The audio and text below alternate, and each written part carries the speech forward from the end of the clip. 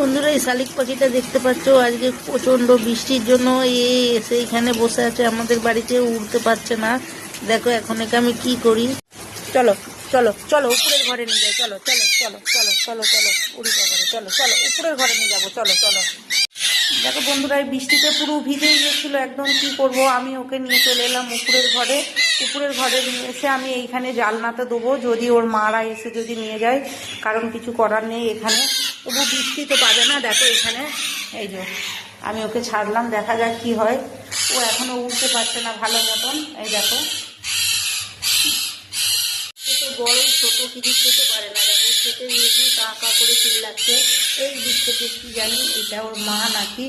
দেখো বন্ধুরা দেখি, আয় আয় তিতু, আয় আয়। ওর মারা গাছে পাল্লায় যদি থাকে, যদি আসে তো আসবে, আমি এইখানে নিয়ে